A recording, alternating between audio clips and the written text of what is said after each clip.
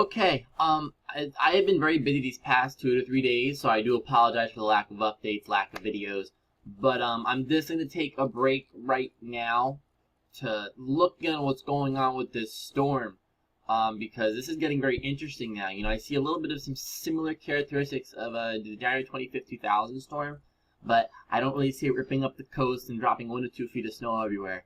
But let's look over some data that we have right now. So very first thing that we're going to do is we're going to go into the Facebook groups that I'm in. I look like an absolute hipster. I am also wearing a hoodie with a cow getting massaged by a rolling pin, which was customized made for me because I'm an idiot. Okay, so what we're going to do is we're going to go into Tom and Kevin's weather page. And I had to post this. I was too lazy to type the whole thing up. As you can see, I'm getting, yelled at because I was late. But, better late than never. Fashionably late. Anyways, we're going to go down over to our latest ruck model, which has been posted here. I'm going to try and fit as much information as possible into this video because, like I said, I've been gone all day. So when I check over these models right now, I'm checking them over with you guys right now. I had no time to actually do it. So we're doing it technically right now. So if we can look and go down to the ruck model over here, this is telling me some things that are very interesting, actually. If you notice, according to this, I would be getting about, I would say, 2 to 3 inches, maybe even 4, based off of this. Now, I was talking to Larry Cosgrove earlier, and this is just very interesting. The ruck model keeps on bringing the storm up further north. So, going with that, with saying also the National Weather Service and Mount Holly starting to push an inch at least in all these areas, which I think this is a little bit too far. I think that the good cutoff at this point to just be safe would literally be just to the north of my house. I'm always on the edge of everything. I always say that in all my videos, but that's that right there. So we're gonna go over a little bit of what Larry Cosgrove and I were talking about before. If we go back to some of our conversations, let me go back. I apologize for this, but desperate times call for desperate measures. I live a very busy lifestyle. So if we go and look over this was an older picture before, but just to give you guys a general idea, this storm's looking really impressive. This was previously. You have the surface low down over in this area over here, and the energy at the time was over here. Now, the question is the energy going to steer it up the coast? Well, let's see if that's actually going to be a real possibility. So what we're going to do now is, and like I said, guys, I did not check the models all day. Okay, I've been busy, so I'm checking the models with you guys right now. I'm not even going to look at the short range model because I don't care about them. No point. Okay, so let's go down to NAM 4KM. I guess we could check as well. I've been hearing all different things that people have been telling me. So let's just look at it over this real quick and see what the NAM model does. Like I said, I haven't checked the models all day, but I'm on the northern fringe cutting point of the NAM 4 kilometer model, and that would drop about let's see, dusting to an inch. So that's what the NAM is saying. Now we're gonna look at the WARF ARW model. Keep in mind that this was at 12Z. So if we go back. Go. And see how the storm starts to behave on this. And this storm does have room to actually come further north. I'm going to be conservative right now, and I think there's probably a brick wall somewhere in southern New England, but the way this winter is going, you never can expect what crazy stuff can actually happen. The DBZ levels, honestly, are more telling than the DBZ levels, which is snow. This is definitely more telling than with just regular snow. But there are going to be potentially 2 surface levels of this. This is interesting because it almost reminds me of January 25th, 2000 storm. That storm was supposed to go out like this and went kaboosh, and it was almost similar. This storm is going to get strong once it gets over the ocean. Now, if we can just back that into the coast, that would be great. That would be really, really great. a lot of people would definitely get caught off guard from that happening, and it would be pretty fun.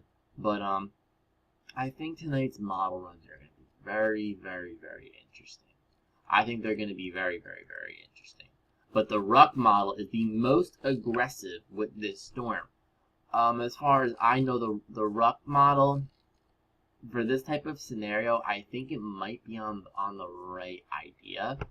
I don't use it too often, but I'll definitely take that into consideration and look at the model as well.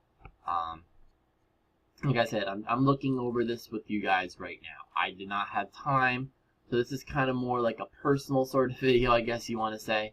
But if you look at the RGM as well now, you know, everything started to like tick a little bit further north.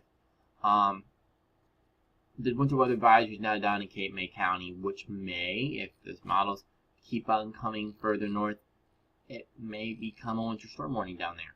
Here's what we're gonna, and I always do this. I always do this. Just the little kinks in these, just the littlest kinks in these really can dictate what can really happen. I check them all. I check all the indices within the range. So clearly, we're gonna have cold air at this point, right there. Bam, done deal. Okay, let's check on it NAL, because this stuff, it really does change on a dime. If you look, there's a slight tick drop. If you guys can see right there, that wasn't there the other day. That wasn't there the other day. Instead, that was actually positive. That's negative now. You know what that means? That would give a good signal. It's positive, okay? There's no blocking in Greenland. There's no blocking up in the Atlantic. It's the shortwave energy. This is in correspondence to that. Could there be blocking in the Atlantic? Maybe a little marginal bit. But this is also in response to why the shortwave is doing what it's doing. So it's a bit more complex than that. So we go back over here. And we go to our PNA. If you just notice, okay, the PNA actually just takes a quick drop with the storm as well. So I think the storm is going to have surprises up its sleeve. I don't know if it's going to be like January 25th, 2000. That was something. That was really something. I'm 21 years old, and I don't really remember the storm. I don't think I remember the storm, but it was pretty interesting at how unbelievably difficult it was to forecast. So if we go over real quick, look what it pretty much did in North Carolina. I mean, you got this. I'm not saying it's going to happen, but this storm is stronger than modeled. Now, this is mostly just focused on North Carolina and the different soundings and stuff, but if we actually go back, this was the outcome. Yep, it went right up the coast. Right up the coast. And that was not expected. That was not expected at all. So that was pretty cool. We just really have to focus on the storm and track it and see where it has to go or where it wants to go. So if we go back over real quick, which I think at this exact point right now probably wouldn't really matter much because we're dealing with an entirely different animal, but I would have to assume that the short wave is going to recurve quicker than what was originally anticipated. I really want to wait for the OZ runs tonight and use that because this storm is consistently evolving. The old 500 millibar chart, 700 millibar chart data, you can't use it for this type of storm. This is a constant evolving storm. So OZ runs tonight are going to be important on the short range models. It's nice to see if the GFS Canadian and European do shifts back and forth.